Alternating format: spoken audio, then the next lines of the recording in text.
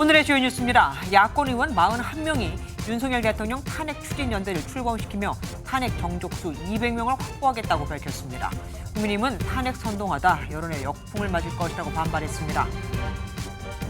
검찰이 김건희 여사가 과거 명태균 씨에게 전달했다는 돈 봉투와 관련한 조사에 착수했습니다. 돈의 성격을 중점적으로 들여다볼 것으로 보입니다. 경찰이 여성 군무원을 살해하고 시신을 훼손한 군 장교는 38살 양광준 소령이라고 밝혔습니다.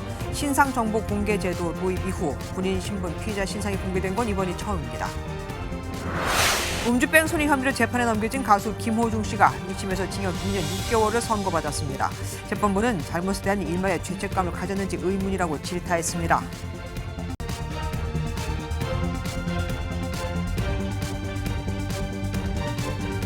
더불어민주당 등 범야권 의원들이 윤석열 정권을 끝장내자며 탄핵 연대를 발족했습니다. 탄핵 소추하는 가결에 필요한 200명의 의원을 모으겠다며 총 41명의 의원들로 출발을 했는데 이 중 민주당 의원만 27명입니다.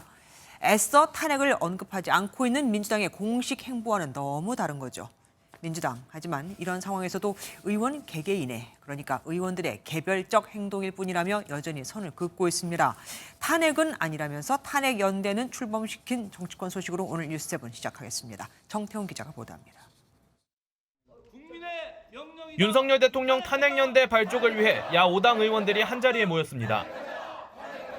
연대에 참여한 의원만 41명으로 이 중 민주당 의원이 절반이 넘습니다.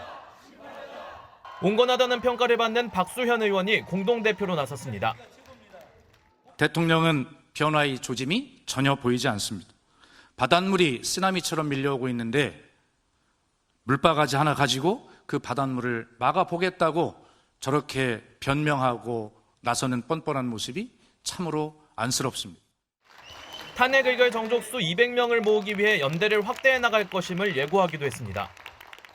탄핵 자체에 찬성하지 않는 의원님들은 적어도 우리 범야권에서는 단 한 분도 안 계시리라고 믿습니다.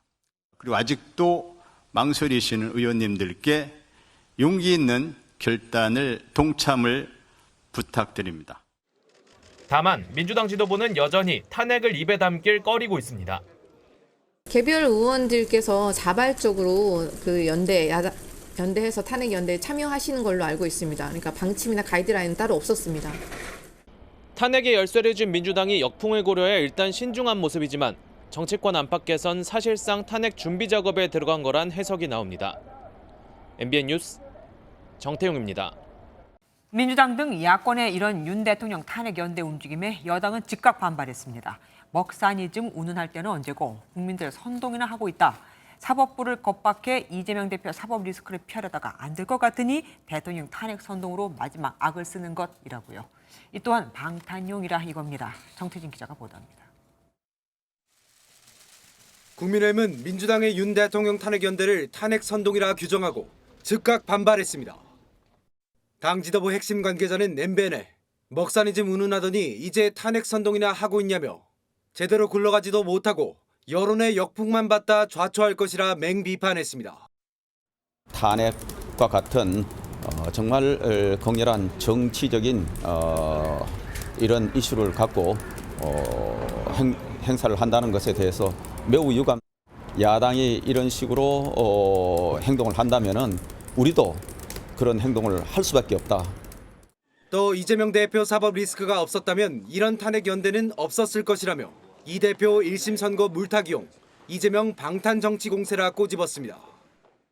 사법부를 겁박해서 이재명 대표의 사법 리스크를 피해보려고 했지만 이것이 여의치 않자 역풍을 무릅쓰고 탄핵으로 국민을 선동하겠다는 수책으로. 국민의힘은 헌정 질서를 파괴하고 민심을 왜곡하는 민주당의 무리한 탄핵 선동을 국민들이 반드시 심판할 것이라 강조했습니다. MBN 뉴스 정태진입니다. 창원 제2국가산업단지 부지 선정 과정에 김건희 여사가 개입했다는 증거를 찾고 있는 민주당이 이번엔 명태균 씨가 창원 산단 관련 기관장 선임에 영향력을 주었다고 과시하는 녹취를 공개했습니다. 명 씨가 박원수 경남지사로 추정되는 인물에게 특정인을 추천했다 이건데 명 씨가 대통령 방문 호재를 노리고 주식 투자를 권유한 녹취도 함께 공개했습니다. 김도현 기자입니다. 더불어민주당이 지난해 6월 명태균 씨와 김영선 전 의원의 회계 책임자 강혜경 씨가 통화한 녹취 파일을 공개했습니다. 명 씨가 창원 산단 관련 기관장 인사에 개입한 듯한 내용이 담겼습니다. 경남 테크노파크에 지금 공고 났거든? 네. 내가 그거 해준 거 알아? 경남 테크노파크는 창원 산업진흥원보다 훨씬 높아. A씨는 지난 총선에서 경남 창원 지역에서 자유한국당 예비후보로 활동했던 인물인데 최종 임명은 되지 않았습니다. 다만 민주당은 창원 산업진흥원장 자리는 이번 녹취에 담긴 명 씨의 언급대로 선임됐다고 주장했습니다. 지난 2022년 6월엔 명 씨가 대통령의 창원 두산 에너빌리티 방문 사실을 미리 알고 주식 투자를 권유한 정황도 공개됐습니다. 이때도 명 씨는 대통령의 동선을 박 지사가 말해줬다고 주장했습니다. 박안수가 얘기해 준 거라. 22일 날 하고 그 사이에 네. 25일 사이에 네. 대통령이 내려온다고 지사한테 연락이 왔어. 뭔 말인지 알겠지? 네, 네, 그러니까 알겠습니다. 그거는 오든가 말든 간에 가만히 지고 있으면은 네, 나중에 네. 되면은 네. 6, 7만 원 간다. 박 지사는 당시 대통령 참석 여부는 물론 행사 자체를 알지 못했다고 밝혔습니다. 이어 창원산업진흥원장의 임명권자는 창원시장으로 청탁을 받은 적도 청탁을 한 일도 없다고 강조했습니다. MBN 뉴스 김도형입니다. 명태균 씨가 김건희 여사로부터 돈 봉투를 받았고 이 봉투가 찍힌 사진을 검찰이 확보했다는 사실 MBN이 단독 보도해 드렸었죠. 명 씨는 봉투를 받은 사실은 인정하면서도 그냥 교통비였다고 주장하고 있는데 검찰 수사에서는 이 돈의 목적, 그러니까 어떤 명목으로 받은 건지가 중요합니다. 검찰은 이 돈이 대선 당시에 여론조사와 관련이 돼 있는지 들여다보고 있습니다. 우정환 기자입니다. 검찰이 확보한 돈봉투 사진은 명태균 씨 휴대전화에서 발견됐습니다. MBN 취재 결과 명 씨는 김건희 여사로부터 받은 돈봉투가 맞다는 취지로 검찰에 진술한 걸로 알려졌습니다. 앞서 미래한국연구소 회계 책임자였던 강혜경 씨가 김 여사가 준 금일봉의 존재를 주장했지만 명 씨는 부인했습니다. 여사한테 금일봉을 받아서 그게 무슨 색깔의 봉투가? 빨간색이, 까만색이, 흰색이에요? 아무도 답변하지 못합니다. 다 가짜니까. 하지만 검찰이 사진을 확보해 추궁하자 명 씨가 말을 바꿔 시인한 겁니다. 다만 교통비를 받은 거라고 진술한 걸로 알려졌습니다. 이와 관련해 강 씨는 명 씨가 대선 당시 여론조사 비용을 받아오는 데 실패하고 금일봉을 받아온 거라고 말합니다. 대선 여론조사 비용을 받으러 간다고 했었는데 대선 비용은 안 받아오고 이제 금일봉을 받았다라고 저한테 설명을 해주시면서 검찰은 실제로 김 여사가 준 돈봉투와 여론조사 사이 연관성이 있는지 파악하고 있습니다. 돈봉투에 든 액수도 강 씨는 500만 원이라고 진술했지만 명 씨는 정확한 액수를 밝히지 않은 걸로 알려졌습니다.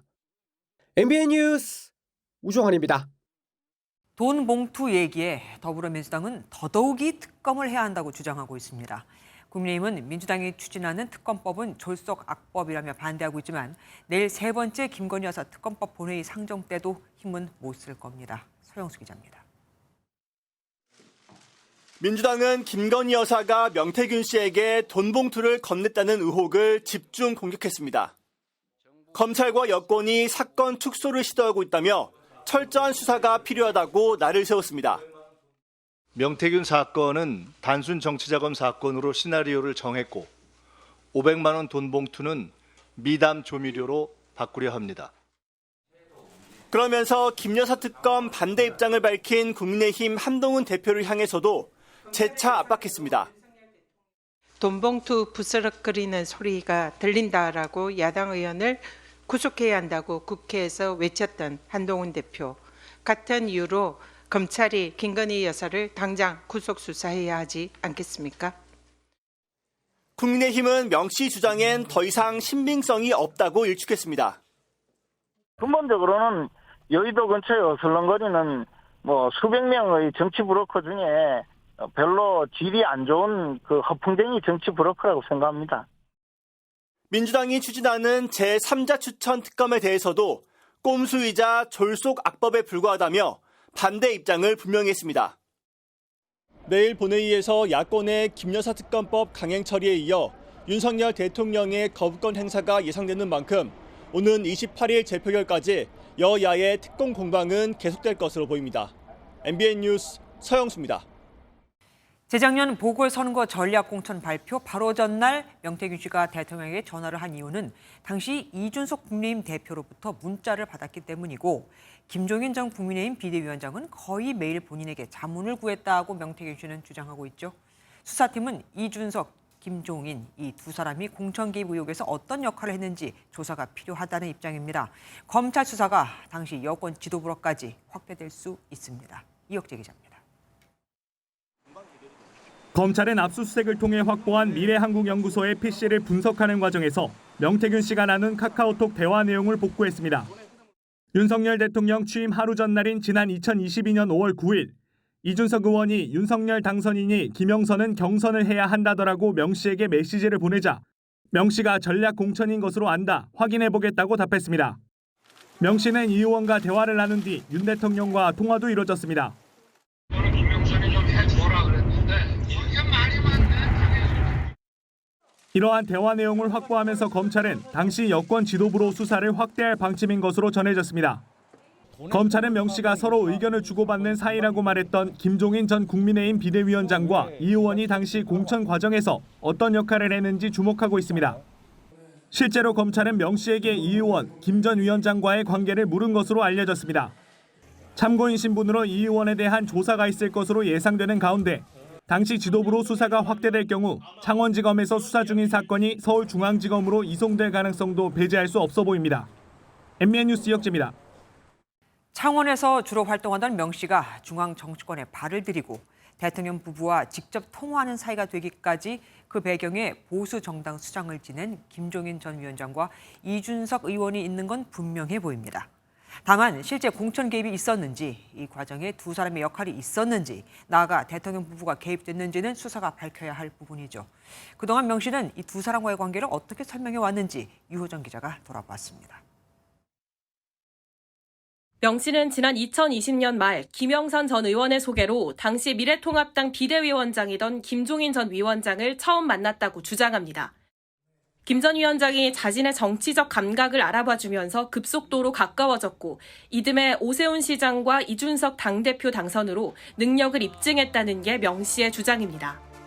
2020년 말 이후 전당대회를 포함해 선거는 모두 5차례 있었고 이 가운데 3번의 선거를 김 전 위원장과 이 전 대표가 이끌었습니다. 공천 개입 의혹 보도 이후 김 전 위원장은 명 씨가 자신을 팔아먹었고 속은 사람이 잘못이라며 명 씨와의 친분을 부인했습니다. 이에 명 씨는 정치적 아버지가 돌아가셨다며 섭섭함을 표했고 MBN 취재진에는 자신과 관련한 첫 보도 일주일 전에도 김 전 위원장을 만났다고 주장했습니다. 만나고 뭔 얘기하겠어. 준석이 대통령 만들다가. 가면 한 10번 얘기. 의사가 간판, 치과 가서 간판 넣고 본철하는데 기술은 내가 최고니까 내한테 쓰는데 야매잖아. 가마차잖아.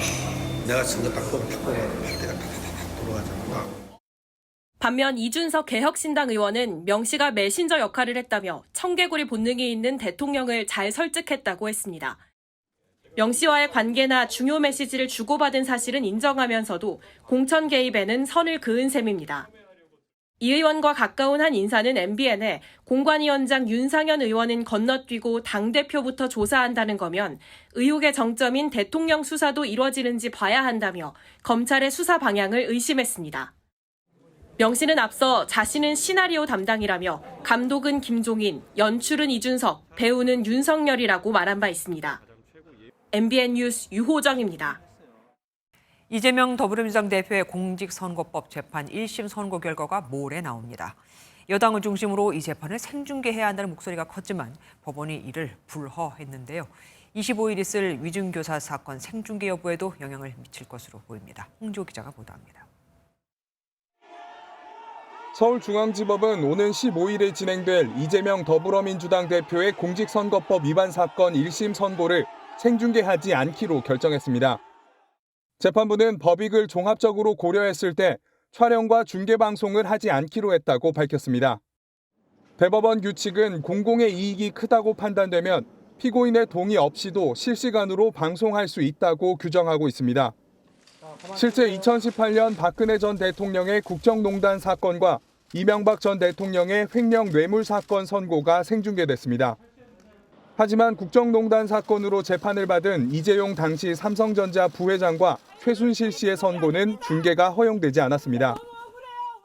이 대표는 생중계에 대한 직접적인 언급은 피해왔는데 민주당은 법원의 결정을 반겼습니다. 관련해서 얘기 나온 바는 없고 법원의 결정을 환영합니다. 민주당은 또 이 대표가 생중계를 반대하고 알 권리를 묵살했다는 주장은 사실이 아니라며 국민의힘이 사과하라고 밝혔습니다. 앞서 대북 송금 사건을 심리하고 있는 수원지법도 생중계를 고려하지 않고 있다고 밝혔는데 오는 25일 진행될 위증교사 재판의 생중계 여부에도 관심이 쏠리고 있습니다. MBN 뉴스 홍지호입니다. 국민의힘은 법원 결정을 존중한다면서도 향후 진행될 다른 재판에서는 생중계가 이루어져야 한다고, 또한 선고 이후 판결문이 공개되면 이재명 대표의 죄상이 낱낱이 공개된다. 무죄라면 이 대표 본인이 당당하게 재판 생중계를 요청하는 게 맞다고 압박했습니다. 선고를 앞둔 재판부를 자극하지 않으면서도 이재명 대표의 사법 리스크는 집중 부각하는 겁니다. 이어서 최돈희 기자입니다. 존중하지만 아쉽다. 법원의 재판 생중계 불허 결정 직후 나온 국민의힘 입장입니다. 국민의힘 법률자문위원장인 주진우 의원은 입장문에서 재판부의 결정 자체는 존중한다면서도 이재명 대표가 스스로 인권을 내세워 국민의 알 권리를 묵살했다며 깊은 유감을 나타냈습니다. 그러면서 판결문이 공개되면 이 대표의 죄상은 국민 앞에 낱낱이 공개될 거라고 강조했습니다. 특히 위증교사 사건을 비롯한 향후 이 대표 재판에서 방송 생중계가 받아들여지도록 계속 노력하겠다고 덧붙였습니다. 추경호 원내대표도 이재명 대표에 대한 공세에 힘을 보탰습니다. 이재명 대표는 지금 줄기차게 본인의 무죄를 주장하고 있기 때문에 지금이라도 재판부에 생중계 요청을 당당히 해주시기를 촉구하고, 생중계를 촉구하며 법원 앞 1인 시위를 이어온 진종호 의원은 이번 결정에 대해 민주당의 압력이 의심된다고도 주장했습니다. 국민의힘은 판사를 겁박할 경우 처벌하도록 하는 이른바 사법방해제 신설도 예고하는 등 이재명 대표 선고를 앞두고 공세 수위를 연일 높이고 있습니다. MBN 뉴스 최돈입니다. 오고 가는 언제 매일 여의도는 전쟁 중 Talk to me. 정치 톡톡 시간입니다. 김태희 기자와 함께합니다. 어서 오십시오. 첫 번째 주제 보겠습니다. 잠깐만요. 한동훈이 아니라 간동훈입니다. 뭡니까? 네, 민주당이 한동훈 국민의힘 대표에게 최근 붙여준 별명입니다. 민주당에서 최근 한동훈 대표를 겨냥해서 김 여사 특검법 대상을 축소하고 또 대법원장이 특검 후보를 추천하도록 김건희 특검 법안을 수정했죠. 그런데 한동훈 대표가 거부하자 간만보다 발을 뺐다며 비판한 겁니다. 배신의 프레임을 갖지 않고 국민 눈치도 윤석열, 김건희 눈치도 보려고 하니까 간만 보고 다닌단 말이에요. 그게 간동훈이다. 그러고 보니까 한때 대통령을 비판하던 한동훈 대표가 요즘은 잠잠합니다. 네, 맞습니다. 지난 7일 윤석열 대통령 담화 이후에요. 국민 눈높이를 강조하던 한동훈 대표, 실천이 중요하다며 비판을 자제해 왔는데요. 박지원 의원은 한동훈 대표가 이재명 민주당 대표보다 지지율이 낮은 게 대통령의 눈치를 보기 때문이라며 간동훈으로는 대통령 후보도 못 된다, 이렇게 꼬집기도 했습니다. 예, 다음으로 넘어가겠습니다. 이번에는 김동연 경기도지사입니다. 네, 김동연 경기도지사가 대통령 하야를 공식적으로 언급했습니다. 김 지사는 오늘 긴급 기자회견에서 윤석열 대통령을 향해 김건희 특검법을 수용하지 않으면 스스로 물러나라, 이렇게 말했는데요. 대통령에게는 두 가지 길만 남아 있습니다. 특검을 수용해서 국정을 대전환하는 길, 아니면 스스로 물러나는 길입니다. 김동연 지사는 평소에는 조용하잖아요. 이렇게 갑자기 발언 수위를 높인 이유가 있겠죠? 네, 김동연 지사가 민주당 내 유력한 대권 주자잖아요. 최근 김경수 전 경남도지사와 독일에서 만나는 등 보폭이 넓어지고 있습니다. 바로 이재명 대표 1심 선고를 앞두고 야권 내 불확실성이 커지면서 대안주자로서 존재감을 나타내기 위한 행보다 이런 분석이 나옵니다. 예, 다음 보겠습니다. 우리는 절친 누구와 누구입니까? 바로 양당 원내대표입니다. 바로 박찬대 원내대표랑 또 추경호 원내대표가 오늘 둘이 만났는데요. 만나서 오랜만에 환한 표정으로 서로를 바라봤습니다. 국회 사랑제 앞에서 열린 국회 힐링 버스킹 콘서트에 참석한 겁니다. 이 두 사람은 얼마 전 국회에서 열린 김장축제 홍보 행사에서 김치를 먹여주기도 했습니다. 예, 다음 보겠습니다. 국민의힘 당원 게시판입니다. 저거 요즘에 논란이던데 어떻게 되고 있습니까? 네, 일단 국민의힘 당원 게시판에 한동훈 국민의힘 대표와 가족들 이름으로 윤 대통령과 또 김건희 여사를 비방하는 글이 올라왔다. 이런 의혹이 제기됐는데요. 네. 장해찬 전 국민의힘 청년 최고위원은 한 대표의 온가족 드루킹 의혹은 민주당 해경궁 김씨 사건보다 더 심각한 문제라고 주장하기도 했습니다. 한 대표 측은 한 대표가 작성한 글이 아니라고 부인했지만 논란은 사그라들지 않고 있습니다. 자칫 봉합에 들어간 윤한 갈등이 재점화되는 거 아니냐 이런 우려도 나옵니다. 경찰이 수사에 착수했으니까 두고 보면 알겠죠. 다음 보겠습니다. 재수는 저 하나로 충분. 잠깐. 그러고 보니까 내일이 수능일이네요. 네, 바로 저 현수막은요. 부산 북구 한 도로에 걸린 전재수 더불어민주당 의원이 건 현수막입니다. 이 수험생 여러분 힘내세요. 재수는 저 하나로 충분합니다. 이런 글이 적혀 있는데요. 자신의 이름을 이용해서 수험생을 응원한 겁니다. 이 전 의원은 2018년부터 수능이 다가오면 해당 문구의 현수막을 내걸고 있다고 합니다. 네, 여기까지 듣겠습니다. 지금까지 김태희 기자와 정치톡톡 함께했습니다. 내연 관계였던 여성 군무원을 살해하고 시신을 훼손해 북한강 일대에 유기한 육군 장교의 이름과 얼굴이 공개됐습니다. 범인은 육군 사관학교 출신의 중령 진급을 앞둔 38세 양광준 소령. 카이스트에서 학위를 받고 육사 모든 계급에서 1순위 진급을 한 엘리트 중에 엘리트였습니다. 장진천 기자가 보도합니다. 무표정의 안경을 쓴 남성, 짧았던 스포츠 머리는 덥수룩해졌습니다. 내연관계인 여성 군무원 시신훼손 유기살인범, 중령 진급을 앞둔 38살 양광준의 얼굴입니다. 강원경찰청이 공개 결정 엿새 만에 살인범의 얼굴과 신상 정보를 공개했습니다. 2010년 신상정보 공개제도 도입 이후 군인 신분의 피의자 정보가 공개된 건 이번이 처음입니다. 양소령은 육군에서 엘리트 중에 엘리트였습니다. 육군 사관학교 출신으로 소위 임관 후 중령 진급까지 단 한 번도 진급에 누락한 적이 없었습니다. 또 카이스트에서 정보보안 관련 논문으로 석사학위까지 받은 군 정보보안 전문가였습니다. 정보보안 전문가답게 자신과 피해 여성 휴대전화 디지털 포렌식 분석까지 철저히 대비했습니다. 상당 부분이 이제 삭제된 부분이 있어가지고 복원이 안 된 부분이 있었습니다. 양소령은 가짜 차량 번호판을 만들고 시신이 떠오르지 않도록 봉지에 돌을 넣고 피해자인 척 여성 목소리로 경찰과 통화하는 등 지능적으로 계획하고 범행한 뒤 은닉했습니다. 살인과 사체 손괴, 사체 유기 혐의로 검찰에 넘겨진 양소령은 범행을 대부분 인정한 만큼 조만간 재판에 넘겨질 전망입니다. MBN 뉴스 장진철입니다. 자신이 소유한 제주도 주택에서 불법 숙박업을 한 혐의를 받고 있는 문재인 전 대통령의 딸 다혜 씨가 혐의를 인정한 것으로 알려졌습니다. 검찰로 사건이 곧 넘겨질 예정인데 다혜 씨는 서울에서도 똑같은 불법 숙박업을 한 혐의를 받고 있죠. 황재헌 기자가 보도합니다. 문재인 전 대통령의 딸 다혜 씨가 소유한 제주의 한 단독주택입니다. 다혜 씨는 지난 2년 동안 공유 숙소를 소개하는 사이트에 이 단독주택을 광고해 숙박업소를 운영한 혐의를 받고 있습니다. 시청에 등록하지 않고 숙박업을 하면 공중위생관리법 위반으로 처벌될 수 있습니다.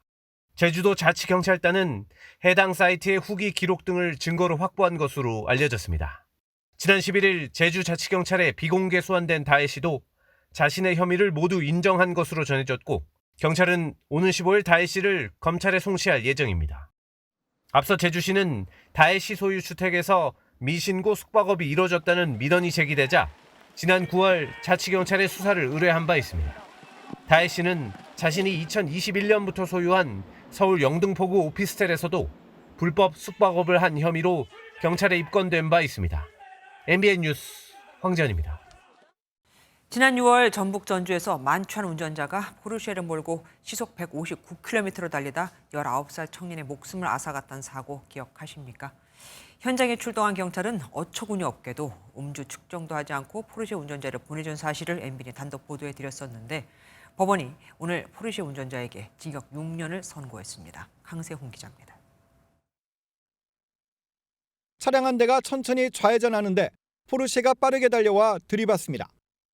사고 충격에 파편이 사방으로 튀고 피해 차량은 뒤집힙니다. 19살 여성 운전자가 숨지고 함께 타고 있던 동갑내기 여성이 크게 다쳤습니다. 운전자는 괜찮은 걸로 알고 있어요. 외국인이 나오려고 하더라고. 경찰은 포르쉐 운전자에게 술 냄새가 났지만 신분 확인이나 음주 측정도 하지 않고 그냥 보냈습니다. 현장을 벗어난 포르쉐 운전자는 편의점에서 술을 사 마셔 일명 술타기를 시도했고 최소한의 음주 수치만 적용된 채 재판이 이루어졌습니다. 법원은 음주와 상상을 초월하는 과속운전 그리고 피해자들의 고통을 생각하면 엄중한 처벌이 불가피하다며 징역 6년에 벌금 100만 원을 선고했습니다. 앞서 검찰이 징역 7년 6개월을 구형했지만 법원은 피고인이 범죄를 인정하고 피해자들과 합의한 점을 고려했다고 밝혔습니다. 1심 재판인 만큼 검찰과 피고인 모두 항소할 가능성은 남아있습니다. MBN 뉴스 강세훈입니다. 그런가 하면 MBN의 단독 보도로 세간에 드러난 음주 뺑소니로 트로트 가수 김호중 씨는 1심에서 징역 2년 6개월을 선고받았습니다. 재판부는 김 씨가 자신이 저지른 잘못에 대해 일말의 죄책감을 가졌는지 의문이 든다며 강하게 질책했습니다. 이시열 기자가 보도합니다. 지난 5월 서울 강남구 압구정동에서 음주운전을 하다 사고를 내고 달아난 트로트 가수 김호중 씨. 김 씨는 사고 직후 바로 술을 마시는 이른바 술타기를 해 범행을 숨기려 한 사실까지 드러나며 국민들의 공분을 샀습니다. 소주 3병 마셨다는 진술도 나왔는데 정확히 그날 몇 잔 마신 거예요? 죄송합니다. 반성하겠습니다. 사고 6개월여 만인 오늘 서울중앙지법은 김 씨에 대한 1심 재판에서 징역 2년 6개월의 실형을 선고했습니다. 재판부는 김 씨가 소속사 관계자들과 공모해 매니저에게 허위로 자수하게 만들어 초기 수사에 혼선을 줬고 수사력이 낭비됐다고 꼬집었습니다. 또 CCTV에 음주 영향으로 비틀거리는 게 보이는데도 납득하기 어려운 변명을 한다고 질타했습니다. 김 씨의 범행을 은폐하려 한 전 소속사 대표 이광득 씨와 본부장 전모 씨에게는 각각 징역 2년과 징역 1년 6개월이 선고됐고 허위 자수한 매니저 장모 씨는 징역 1년에 집행유예 2년을 선고받았습니다. 예상치 못한 중형에 한숨까지 내신 김 씨가 판결에 불복해 항소를 제기할지 관심이 쏠립니다. MBN 뉴스 이시열입니다. 동덕여대가 남녀공학으로의 전환을 논의한 사실이 알려지면서 재학생들이 크게 반발하고 있습니다. 성신여대에서도 외국인 남학생 수용을 규탄하는 대규모 집회가 예고된 가운데 흉기 난동을 하겠다고 말을 올리는 글까지 올라오면서 경찰이 나섰습니다. 안종모 기자가 보도합니다. 동덕여대 캠퍼스 곳곳에 남녀공학을 반대한다는 문구가 적혀 있습니다.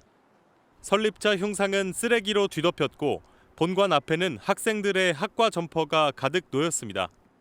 최근 학교 측이 남녀공학 전환을 논의한 사실이 알려지면서 총학생회 등 재학생들이 반발한 겁니다.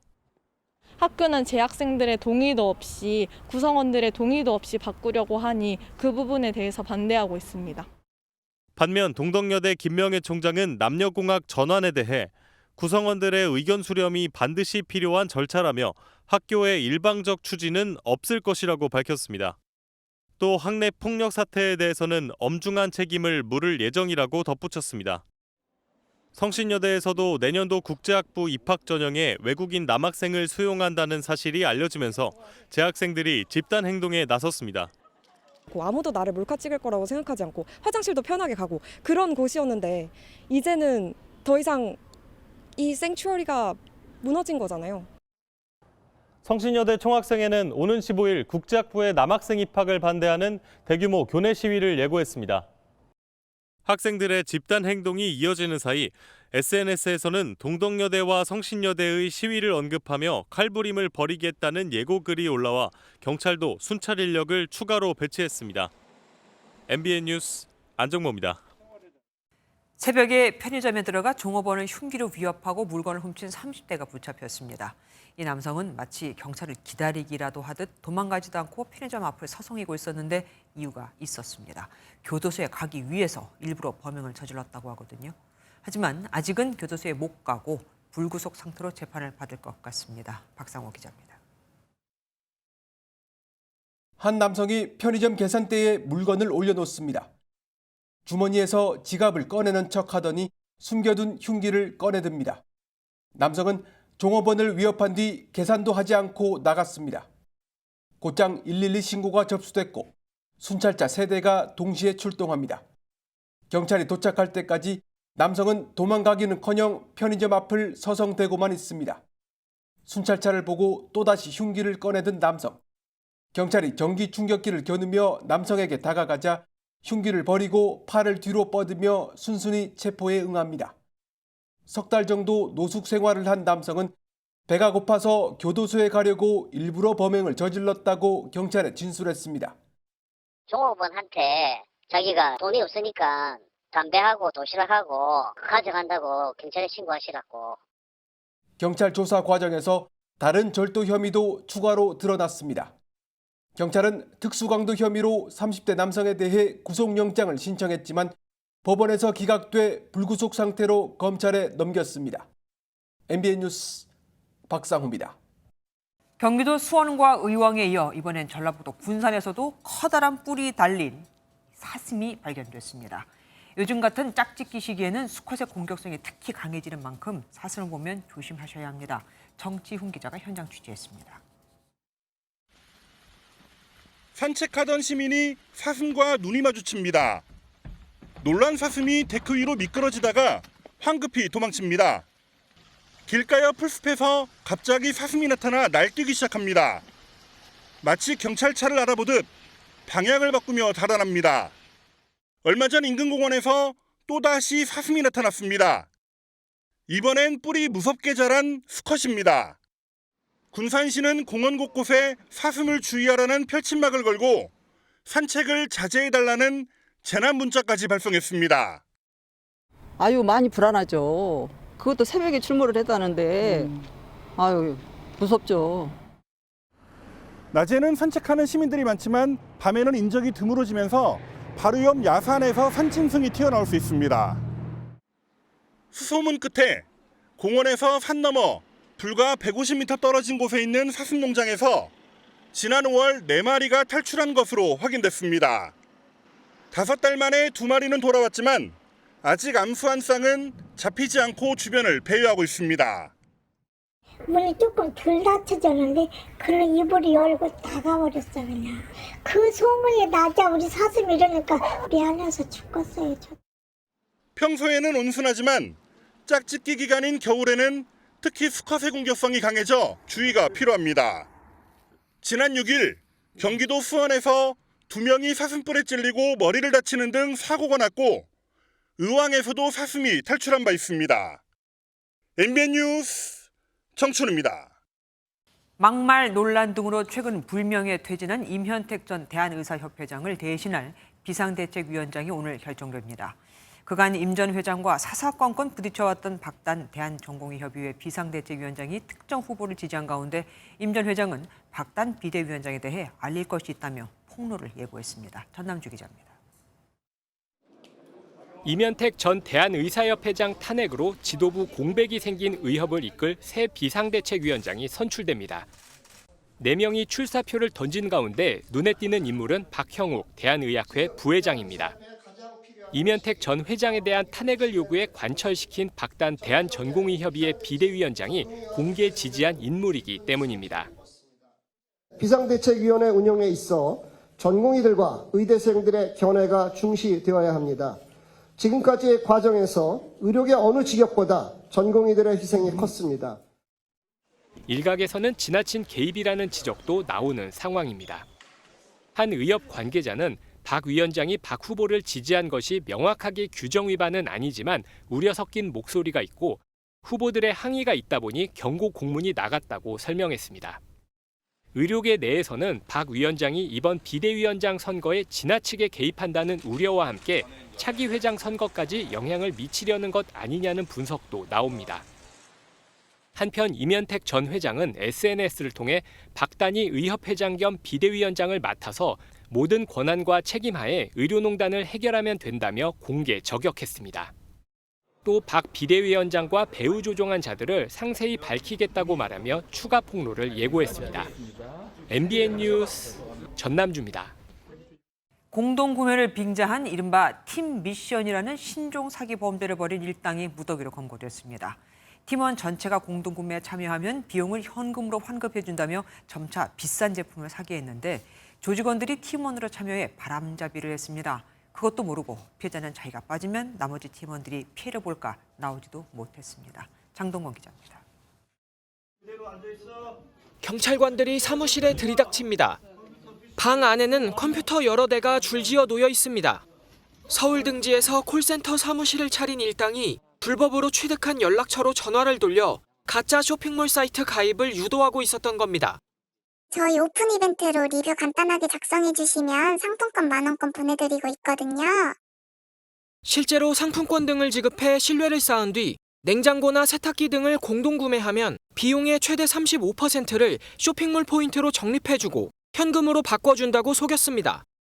소비자로 가장한 조직원 3명이 피해자 1명에 달라붙어 공동 구매팀을 구성하고 점차 고가의 제품을 구매하도록 유도했습니다. 제가 하차하게 되면 다른 사람까지 돈을 못 받게 된다라고 하시더라고요. 이제 어떻게 해야 되냐라고 물어봤더니 대출을 받으라고. 피해자들이 환급을 요청하면 수수료를 선입금해야 한다며 추가 금액도 뜯어냈습니다.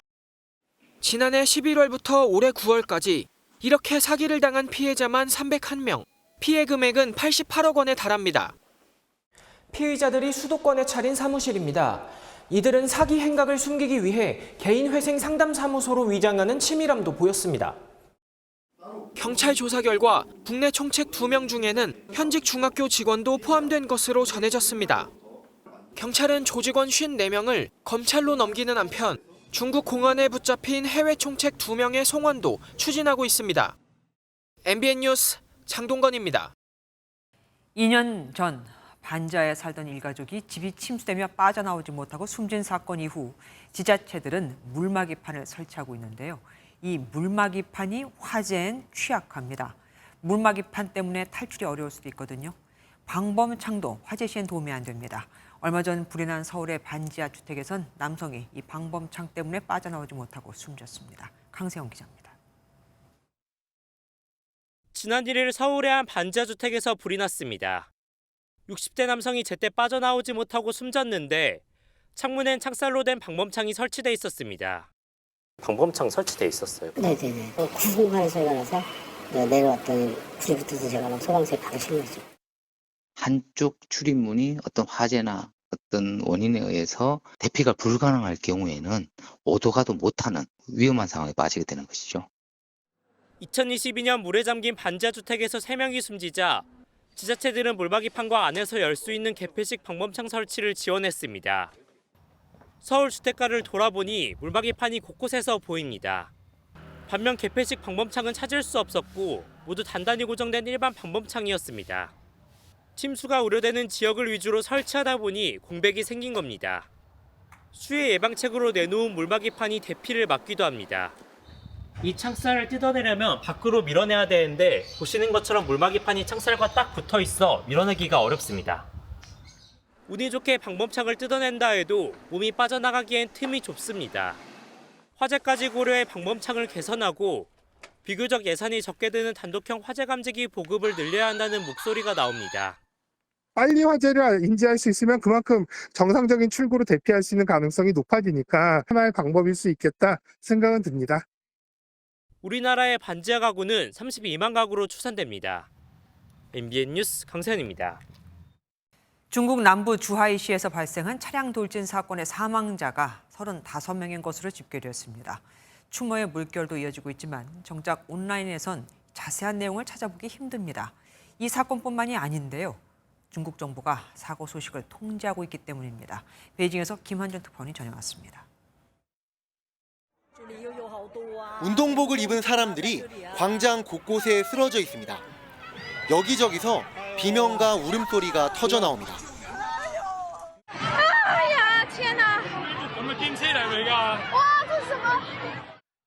그제 저녁 스포츠센터로 SUV 차량이 돌진하면서 지금까지 35명이 숨지고 43명이 병원에서 치료를 받고 있는 것으로 집계됐습니다. 공안은 피의자인 60대 남성이 이혼 후 재산 분할 결과에 불만을 품고 범행을 저질렀다고 밝혔는데 현장에는 시민들의 헌화가 이어지고 있습니다. 저는 当时就很震惊，很难接受。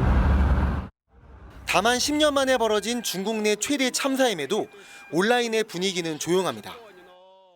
제가 이번 사고와 관련한 키워드로 계속 검색하고 있지만 중국 사이트나 SNS에서 사고 영상을 찾아볼 수는 없었습니다.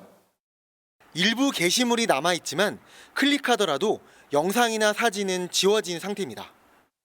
사건이 발생한 주하이에서 국제 에어쇼가 열리고 있는 만큼 중국 정부가 인터넷 통제를 강화한 것으로 보입니다. 이런 가운데 같은 날 저장성 항저우에서도 차량이 행인에 돌진하는 사고가 일어나 1명이 숨지고 4명이 다친 사실이 뒤늦게 알려졌습니다. 최근 불특정 다수를 상대로 한 범죄가 잇따르면서 시진핑 중국 국가주석은 위험을 원천 통제하라고 모든 관련 당국에 요구했습니다. 베이징에서 MBN 뉴스 김한준입니다. 트럼프 당선의 1등 공신하면 단연 일론 머스크 테슬라 최고 경영자죠. 엄청난 돈과 노력을 퍼부은 머스크가 그 대가로 트럼프 2기 정부에서 관료주의를 개혁하는 정부 효율부 수장으로 발탁됐습니다. 마쿠시스에서 이젠 공식 직함까지 갖게 된 겁니다. 머스크가 정부의 예산과 정책 등에 칼자루를 쥐게 되자 공무원 사회는 벌써부터 바짝 긴장하고 있습니다. 송지연 기자입니다. 머스크 테슬라 최고 경영자가 도널드 트럼프 미국 대통령 당선인 가족 사진에 등장합니다.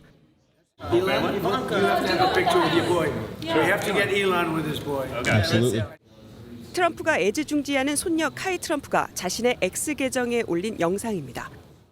카이 트럼프는 또 머스크와 함께 찍은 사진과 함께 일론 삼촌이란 문구까지 올렸습니다. 대선 승리 이후 머스크는 트럼프 당선인에게 참모진 인선도 조언하는 걸로 알려졌습니다. 심지어 젤런스키 우크라이나 대통령은 트럼프 당선인에게 축하 전화했을 때 스피커폰으로 머스크와도 대화한 걸로 전해집니다. 대선 기간 트럼프 당선인은 머스크에게 정부 효율부를 맡기겠다고 수차례 공언했습니다. And Elon, because he's not very busy, has agreed to head that task force. Be interesting if he has the time. All government spending is taxation. So whether it's direct taxation or all government spending, it either becomes inflation or it's direct taxation. Your money is being wasted, and the Department of Government Efficiency is going to fix that. 마쿠시스였던 머스크가 공식 직함을 갖게 되면서 권력 행사에 거침이 없을 것이란 전망이 나옵니다. MBN 뉴스 송주영입니다. 트럼프 당선인은 또 세계 최강 미군을 지휘할 국방장관으로 폭스뉴스 앵커 출신의 40대 예비군 장교를 파격적으로 발탁했습니다. 폭스뉴스를 진행할 때 이란을 폭격하라고 외치는가 하면 코로나19 변이인 오미크론을 바이든 대통령이 만들었다고 주장했던 인물입니다. 외교 안보 라인을 전원 트럼프 충성파로 포진시키고 있습니다. 워싱턴에서 강영구 특파원입니다. 7년 전 당시 트럼프 대통령을 인터뷰하던 젊은 앵커 피트 헤그세스가 차기 국방장관에 파격 기용됐습니다. So the hope is to get them to bring leverage on the issue in North Korea. Well, we're going to see what happens, Pete, but I will tell you we'll be in there pitching and I think we're going to do very well. 세계 최강 미군을 지휘할 실무 총책임자인 국방장관으로 40대 영관급 예비군 장교가 발탁된 것입니다. 트럼프 당선인은 헤그세스를 낙점하면서 강인하고 똑똑하며 미국 우선주의의 진정한 신봉자라고 밝힌 뒤 적들은 경고장을 받은 것이라고 강조했습니다. 미국의 정보 수집을 총괄할 CIA 국장에는 과거 조 바이든 대통령의 아들 헌터 바이든에 대한 수사를 추진했던 래클리프 전 국가정보국 국장이 지명됐습니다. 이처럼 트럼프 2기 행정부가 속도를 내는 것과 관련해 수지 와일스 차기 백악관 비서실장은 대변역이 가능한 시간은 4년이 아닌 2년이라며 다음 중간선거 이전에 많은 것을 끝내놓을 것임을 강조했습니다. 앞서 취임 당일만 독재자가 되겠다고 언급한 트럼프 당선인은 내년 1월 취임 직후 무더기 행정명령을 예고했고 행정명령 초안에 대한 실무 검토에 들어간 것으로 알려졌습니다. 이런 가운데 하루 앞으로 다가온 바이든 대통령과 트럼프 당선인의 백악관 회동에 관심이 쏠리고 있습니다. 워싱턴에서 MBN 뉴스 강영구입니다. 우크라이나 전쟁 소식입니다. 방금 전 우리 국정원이 북한군이 지난 2주 동안 쿠르스크 지역으로 이동해 이미 전투에 참여하고 있다고 공식 확인했습니다. 미국도 앞서 러시아군에 섞여 북한군이 전투를 시작했다고 공식 언급했는데 지금 나토를 방문한 블링컨 미 국무장관은 단호한 대응을 공언했습니다. 주진희 기자입니다. 러시아군이 연기나는 장갑차에서 뛰어내리고 공격받아 부서진 장갑차에서는 기어 나옵니다. 우크라이나 쿠르스크 지역을 중심으로 전투가 격화되자 북한군도 전투에 참여하기 시작했다고 미국이 공식 확인했습니다. Oblast, where they have begun engaging in combat operations with Russian forces in UAV and basic infantry operations, including trench clearing. 전투를 위한 훈련을 이미 마쳤지만 러시아군과의 언어, 통신 등은 극복해야 할 과제로 꼽았습니다. 또 북한군은 개인 확인이나 박격포 등은 받았지만 장갑차 등은 지급받지 못한 것으로 전해져 대규모 전투가 벌어질 경우 북한군의 사상자가 상당할 것으로 예상됩니다. 러시아의 대규모 공격에 맞서 대응 방안을 논의하기 위해 유럽에 간 블링컨 미국 국무장관은 북한군의 참전에 대해 단호히 대응하겠다고 밝혔습니다. DPRK, North Korean forces, injected into the battle, and now quite literally in combat, which demands and will get a firm response. 미국은 일단 애초 우크라이나에 약속했던 155mm 포탄과 미사일, 탄약 등 군사 지원을 최대한 서두를 것으로 예상됩니다. MBN 뉴스 주유진입니다. 트럼프 당선 이후 미국 주식이나 비트코인은 그야말로 날개를 단 듯 날아가고 있는데 우리는 역풍을 맞고 있습니다. 외국인들의 셀 코리아가 이어지며 코스피는 2.6% 넘게 떨어졌고 삼성전자는 5만 원대마저 위협받으며 4만 전자가 될까 우려가 나오고 있거든요. 개인 투자자들은 그야말로 패닉 상태입니다. 우리만 증시가 곤두박질 치고 있는 이유 길기범 기자가 알아봤습니다. 주식 시황판이 파랗게 물들었습니다. 코스피는 2.64% 내린 2417.08에 마감했고 코스닥도 3개월 만에 700선을 내주며 689.65까지 하락했습니다. 외국인 투자자들은 7천억 원어치를 팔아치우며 주가 하락을 주도했습니다. 코스피 시가총액은 3개월 만에 2천조 원 밑으로 추락했는데 코스피와 코스닥, 코넥스를 모두 더해도 비트코인 시총에도 못 미칩니다. 우리 증시만 곤두박질 치고 있는 건 주력인 반도체와 자동차, 화학 등의 대미 수출 의존도가 높기 때문입니다. 우리나라 수출의 20%가 반도체거든요. 그다음 자동차인데 그만큼 반도체 산업이 우리나라 경제에서 차지하는 비중이 높았기 때문이고. 삼성전자는 또 4.53% 하락하며 5만 원 선을 위협받고 있습니다. 특히 그동안 주가가 떨어질 때마다 주식을 매입해 물타기를 했던 개인 투자자들도 삼성전자 주식을 파는 쪽으로 돌아섰습니다. 환율 상승으로 인해서 수출 기업들의 가격 경쟁력이 높아지는 부분보다는 단기적으로는 가격 경쟁력이 높아진다고 하더라도 관세가 높아지면서 이 가격 경쟁력을 다 깎아먹을 거다라는 우려가 훨씬 더 큰 상황입니다. 상당 기간 코스피 반등이 어렵다는 비관적 전망 속에 신용대출로 주식 투자에 나선 개인들은 강제로 주식을 처분당할 위기에 놓였습니다. MBN 뉴스 길기범입니다.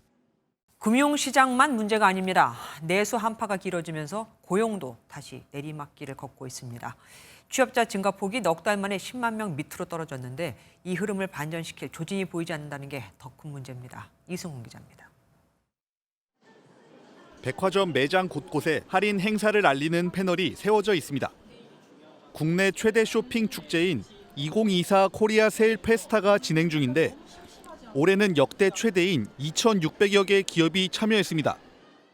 다소 침체되어 있는 우리 내수에 좋은 계기를 만들 거라고 믿고 있고요. 정부까지 나서서 대대적인 할인 행사를 벌이는 데는 내수 부진이 나아질 조짐이 보이지 않기 때문입니다. 실제 지난 상반기에 내수기업 매출액이 4년 만에 역성장했는데 특히 도소매업과 건설업 쪽의 타격이 컸습니다.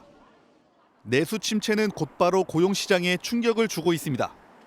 오랜 부진의 늪에서 빠져나오지 못하는 건설업과 제조업을 중심으로 지난달 전체 취업자 수 증가폭은 넉 달 만에 10만 명 아래로 떨어졌습니다.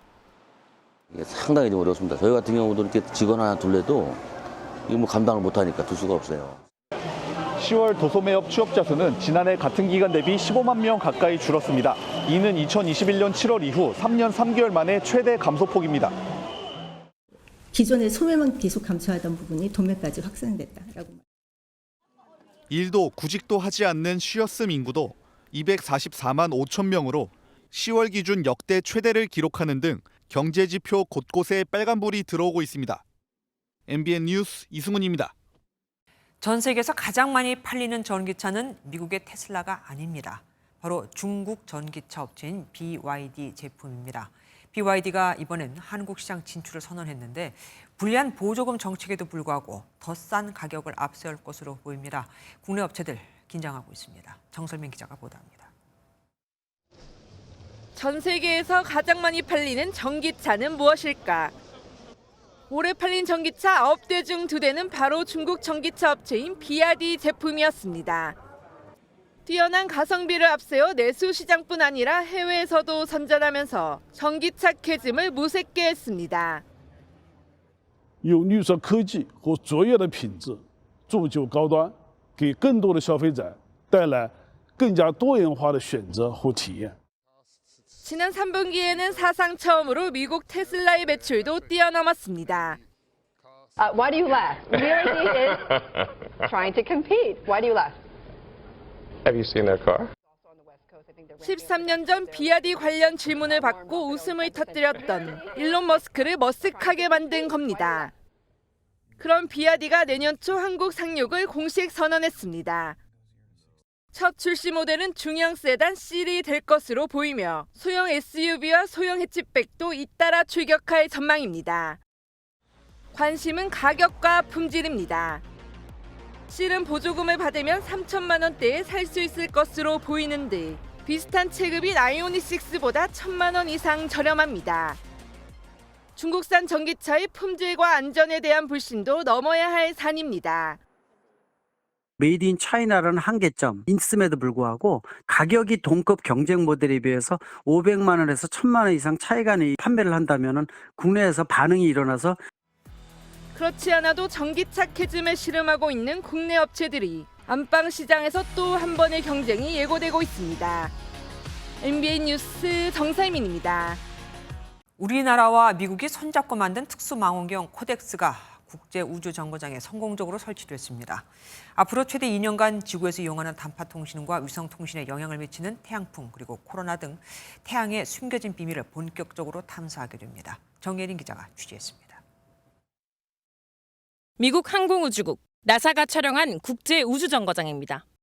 임무를 마친 로봇팔이 서서히 움직이자 로봇팔이 설치해둔 태양 관측용 특수망원경 코덱스가 그 모습을 드러냅니다.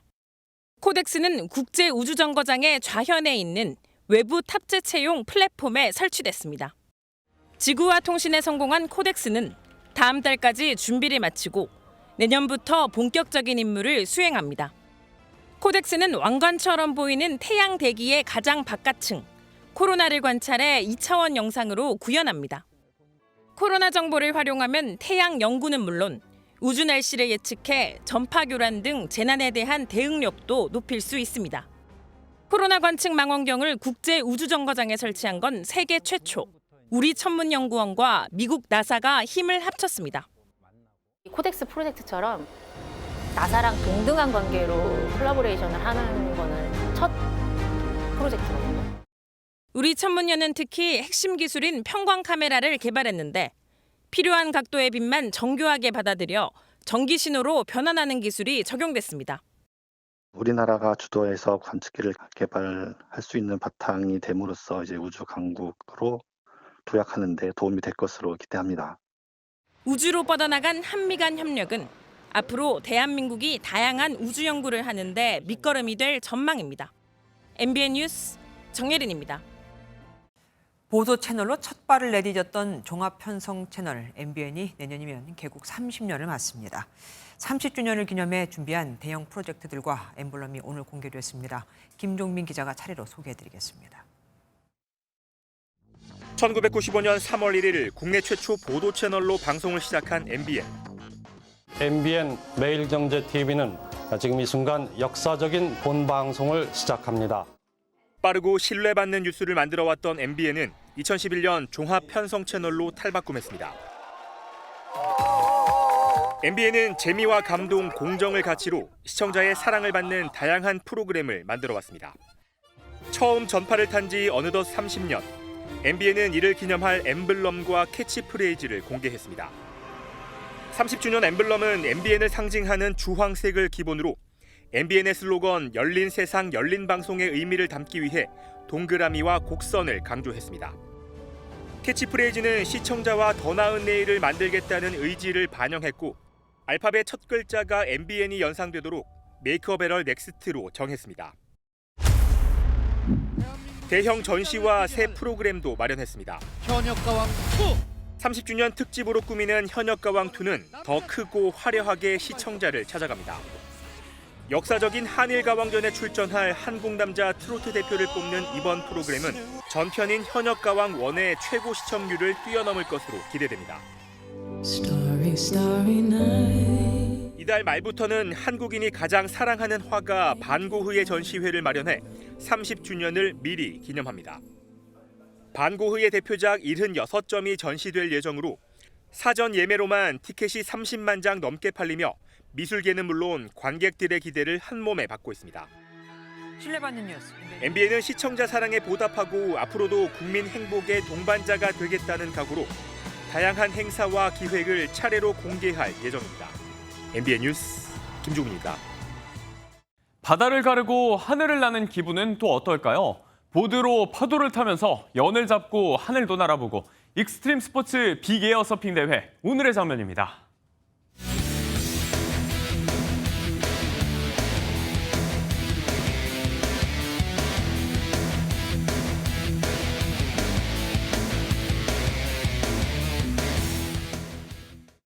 올해 수능 한파는 없겠습니다. 서울의 경우 1교시 시작 전부터 이미 10도를 넘어서겠고요. 점심시간 이후가 되면 19도 안팎까지 올라서 큰 추위 없이 마치 봄처럼 포근하겠습니다. 퇴실 시간 무렵부터는 차츰 비가 내리겠습니다. 비는 중부 서해안부터 시작되겠고 밤에는 전국으로 확대될 텐데요. 예상되는 비의 양은 남부지방을 중심으로 5에서 20mm, 서울에 5mm 정도입니다. 내일 새벽부터 아침 사이 강원과 남부 내륙을 중심으로는 가시거리 200m 미만의 안개가 끼겠습니다. 자세한 지역별 내일 기온입니다. 내일 중부지방은 서울이 12도로 출발해서 한낮에 19도까지 오르겠고요. 남부지방도 대체로 20도 안팎까지 올라서 아침과 낮의 기온차가 10도 정도 벌어지겠습니다. 휴일인 일요일에는 수도권과 강원도에 비가 내리겠습니다. 이후 찬바람이 강해지면서 다음 주에는 서울 아침 기온이 영하권으로 뚝 떨어지겠습니다. 내셨습니다.